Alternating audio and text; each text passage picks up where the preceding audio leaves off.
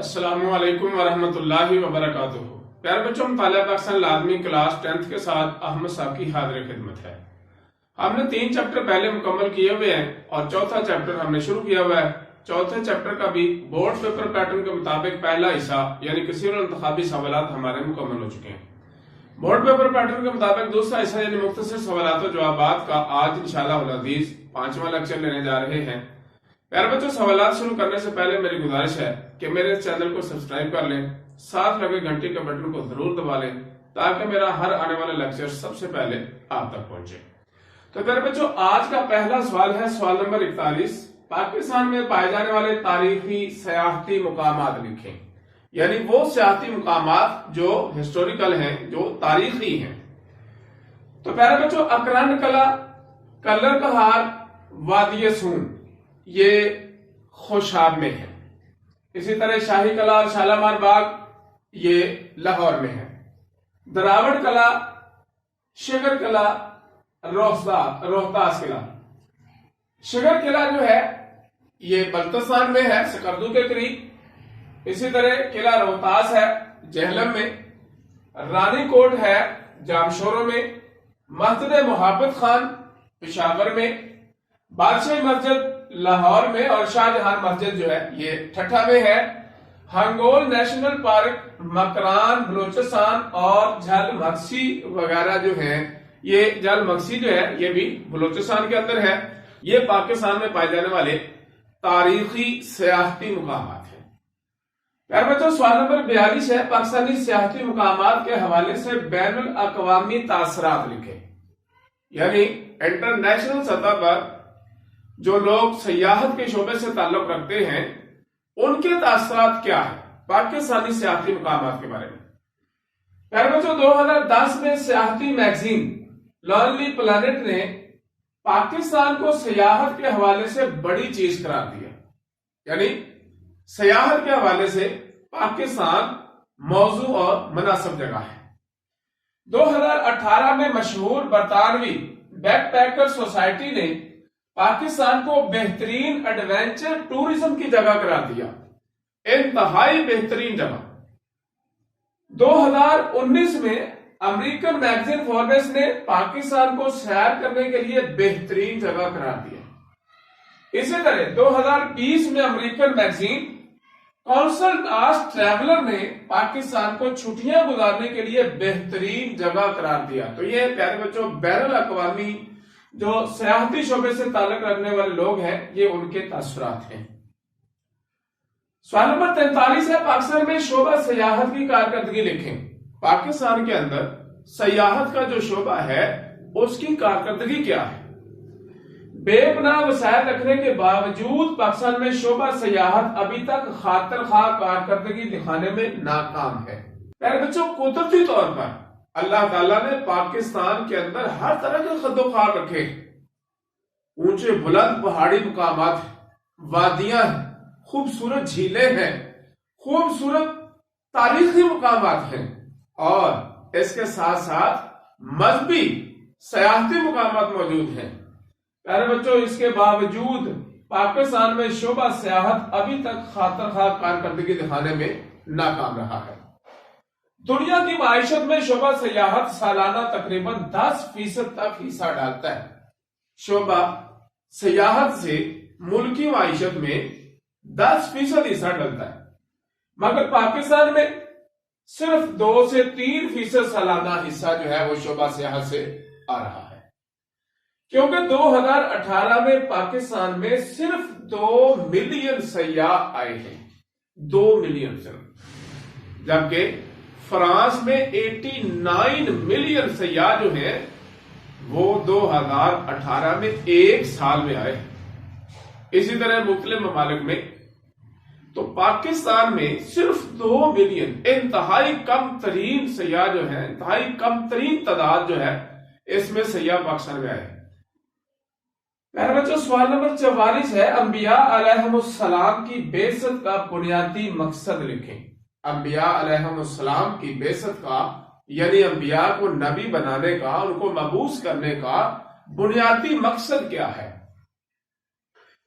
بلا شبہ تمام آسمانی ادیان نے دہشت گردی، شدت پسندی اور تعصبات کے خاتمے کا درس دیا ہے، اور حضرت آدم علیہ السلام سے لے کر حضرت محمد مصطفیٰ خاتم النبیین صلی اللہ تعالی علیہ آلہ وصحبہ وسلم تک، اور ان کے بعد خلافت راشدہ اور صحابہ کرام رضوان اللہ علیہ مجمعین اور ائمہ کرام نے ہمیشہ پیار، محبت، رواداری قائم کرنے اور نفرتوں اور تعصبات کو مٹانے کا حکم دیا ہے۔ پیار و محبت، انس، رواداری، اخوت، بھائی چارہ قائم کرنے کا حکم دیا ہے اور نفرتوں اور تعصبات کو مٹانے کا حکم دیا ہے۔ بلکہ انبیاء کرام کی بعثت کا بنیادی مقصد ہی انسانیت کی خدمت اور اسے نیکی کے راستے پر چلانا ہے۔ یہی آدم علیہ السلام و تسلیم سے لے کر حضرت محمد مصطفیٰ احمد مجتبیٰ صلی اللہ تعالی علیہ آلہ وصحبہ وسلم، خلافت راشدہ رضوان اللہ علیہ مجمعین، صحابہ کرام رضوان اللہ علیہ مجمعین، اور اسی طرح ائمہ دین رحمہ اللہ علیہم، انہوں نے بھی اسی مقصد کو پورا کرنے کے لیے رواداری، پیار، محبت، اخوت کا درس دیا، نفرتوں اور تعصبات کو مٹانے کا حکم دیا، اور یہی انبیاء کی بعثت کا اصل مقصد اور نقطہ ہے۔ سوال نمبر 45 ہے، تمام آسمانی ادیان نے کن چیزوں کا حکم دیا ہے؟ یعنی اللہ تعالیٰ نے آسمان سے جو دین نازل فرمائے ہیں، وہ عیسائیت ہو، یہودیت ہو، یا اسلام یا دوسرے مذاہب، جو بھی اللہ تعالیٰ نے آسمان سے نازل فرمائے، ان میں کن چیزوں کا حکم دیا گیا ہے؟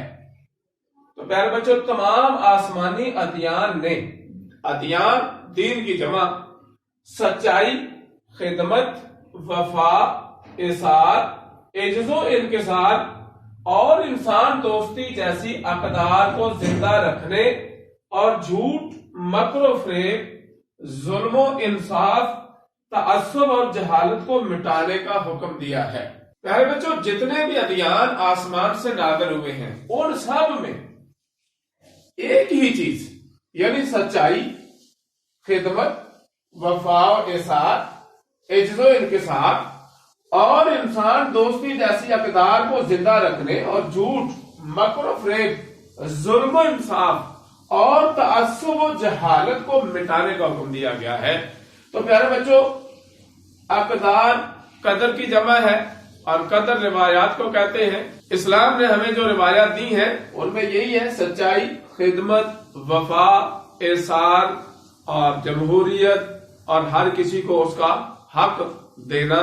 تو یہی تمام ادیان نے جو آسمان سے نازل ہوئے ہیں حکم دیا ہے، ان میں اسی چیز کا حکم آیا ہے کہ ان چیزوں کو پھیلایا جائے، جھوٹ کو، نفرت کو، تعصبات کو ختم کیا جائے۔ سوال نمبر 46 ہے، حضرت محمد صلی اللہ علیہ آلہ وصحبہ وسلم مدینہ تشریف لائے تو مختلف ادیان رکھنے والے قبائل کے درمیان کون سا معاہدہ ہوا؟ یعنی جب نبی کریم صلی اللہ علیہ وسلم مدینہ منورہ تشریف لائے تو مختلف مذاہب اور مختلف ادیان رکھنے والے قبائل کے درمیان ایک معاہدہ ہوا تھا، وہ معاہدہ کون سا تھا؟ جب حضرت محمد مصطفیٰ صلی اللہ علیہ وسلم مدینہ منورہ تشریف لائے اور ریاست مدینہ کی بنیاد رکھی تو سب سے پہلے مختلف ادیان و مذاہب کے قبائل کے درمیان، جن میں مسلم، مسیحی اور یہودی شامل تھے، یعنی مسلمانوں کے ساتھ یہودی، مسیحی اور دیگر مذاہب اور ادیان رکھنے والے قبائل شامل تھے، امر معاہدہ میثاق مدینہ قائم کیا۔ اس معاہدے کا نام کیا تھا جو مختلف ادیان رکھنے والے، مذاہب رکھنے والے قبائل کے درمیان ہوا؟ اس کا نام تھا میثاق مدینہ۔ سوال نمبر 47 ہے، پاکستان کی علاقائی ثقافتی اقدار پر کس چیز کے اثرات نمایاں ہیں؟ پیارے بچوں، اقدار قدر کی جمع ہے اور اس کا معنی ہے اصول، یعنی اسلامی اصول۔ تو پاکستان کے علاقائی ثقافتی اقدار پر کس چیز کے اثرات نمایاں ہیں؟ پاکستان کے چاروں صوبوں میں رہن سہن اور رسوم و رواج میں کسی حد تک فرق موجود ہے۔ چاروں صوبے علیحدہ علیحدہ ثقافت ضرور رکھتے ہیں، ہر صوبے کی ثقافت میں فرق موجود ہے، لیکن علاقے اور زبان کے فرق کے باوجود ایک مشترک ثقافت پروان چڑھ رہی ہے، جس سے لوگوں کو قربت اور ایک دوسرے کے قریب ہونے کا شعور مل رہا ہے۔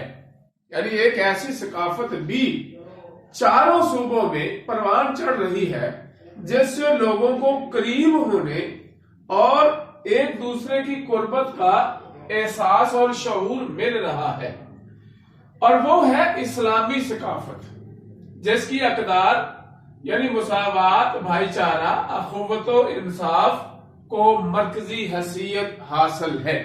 یعنی ان چاروں صوبوں میں علاقائی ثقافتوں کے اوپر ایک ایسی ثقافت یعنی اسلامی اقدار جو ہیں وہ اپنا اثر رکھتے ہیں، جس کی وجہ سے چاروں صوبوں کے اندر قربت اور قریب ہونے کا جو احساس اور شعور ہے وہ لوگوں کو مل رہا ہے۔ سوال نمبر 48 ہے، اردو کی ابتدا کب ہوئی اور اس کے معنی لکھیں۔ پاکستان کی قومی زبان اردو، اس کی ابتدا کب ہوئی اور اس کے معنی کیا ہے؟ پیارے بچوں، اردو ترکی زبان کا لفظ ہے جس کے معنی ہے لشکر یا سپاہی، لشکر یا سپاہی، اور اس کی ابتدا 11ویں صدی عیسوی کے ابتدائی اشرے میں ہوئی۔ اردو زبان کی ابتدا 11ویں صدی عیسوی کے ابتدائی اشرے میں ہوئی۔ برصغیر میں اس زبان کے ماخذوں میں مغل بادشاہ ظہیر الدین بابر کا لشکر خصوصی اہمیت رکھتا ہے۔ مغل بادشاہوں میں سے ظہیر الدین بابر کا لشکر خصوصی اہمیت رکھتا ہے، اور اس کا ارتقاء سلاطین دلی اور مغلیہ دور میں ہوا۔ سلاطین دلی اور مغلیہ دور میں ہوا۔ ارتقاء کیا ہوتا ہے؟ ارتقاء کہتے ہیں ابتدا سے بلندی کی طرف اور انتہا کی طرف سٹیپ وائز ترقی کرنا۔ تو ابتدا ظہیر الدین بابر نے 11ویں صدی عیسوی میں شروع کی، تو آہستہ آہستہ ارتقاء کی طرف سلاطین دلی اور مغلیہ دور میں یہ بڑھتی چلی گئی۔ سوال نمبر 49 ہے، پاکستان کی قومی زبان کس رسم الخط میں لکھی جاتی ہے اور چند عظیم شعراء کے نام بھی لکھیں۔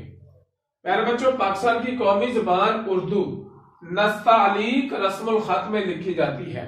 نستعلیق رسم الخط۔ اردو میں غزل لکھنے والے سب سے پہلے شاعر ولی دکنی ہیں، اور دیگر عظیم شعراء میں اسداللہ خان غالب، میر تقی میر، میر درد، آتش اور ہمارے قومی شاعر ڈاکٹر علامہ محمد اقبال رحمت اللہ علیہ شامل ہیں۔ پیارے بچوں، قیام پاکستان سے قبل سر سید احمد خان، مولانا الطاف حسین حالی، مولانا شبلی نعمانی، بابائے اردو مولوی عبدالحق اور ڈپٹی نذیر احمد نے اردو کے لیے گراں قدر خدمات سر انجام دی۔ یعنی وہ لوگ ہیں جنہوں نے پاکستان سے پہلے اردو کی ترقی کے لیے، اردو کی ترویج کے لیے بہت محنت اور بہت کوشش کی۔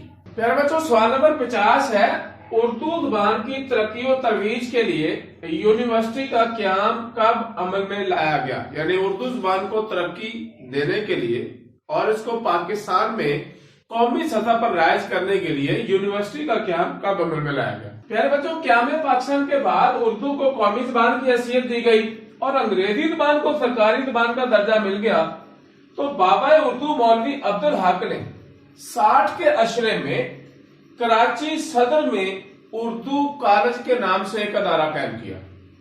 جیسے ذوالفقار علی بھٹو نے جب تمام پرائیویٹ اداروں کو قومیانے کا سلسلہ شروع کیا تو اردو کالج کو بھی قومیہ لیا گیا۔ پھر بابائے اردو مولوی عبدالحق نے ایک اور کالج گلشن پارک میں کراچی میں اردو سائنس کالج کے نام سے کھولا، اور پھر یہ 2002 میں وفاقی اردو یونیورسٹی کے نام سے کالج جو تھا یونیورسٹی میں تبدیل ہوا۔ تو اس وقت پاکستان میں وفاقی اردو یونیورسٹی کے 3 کیمپس چل رہے ہیں، 2 کراچی میں اور ایک اسلام آباد میں۔ تو پیارے بچوں، یہ تھے آج کے انتہائی اہم 10 سوالات۔ سوال نمبر 41 تھا، سوال نمبر 50۔ امید ہے کہ پہلے تمام سوالات اور تمام لیکچرز کی طرح آج بھی بآسانی تمام کے تمام سوالات آپ سمجھ چکے ہوں گے۔ پیارے بچوں، ان تمام سوالات کو زیادہ سے زیادہ لائک اور شیئر کریں، میرے اس چینل کو سبسکرائب کر لیں، ساتھ لگے گھنٹی کے بٹن کو دبانا مت بھولیں تاکہ میرا ہر آنے والا لیکچر سب سے پہلے آپ تک پہنچے۔ السلام علیکم ورحمۃ اللہ وبرکاتہ۔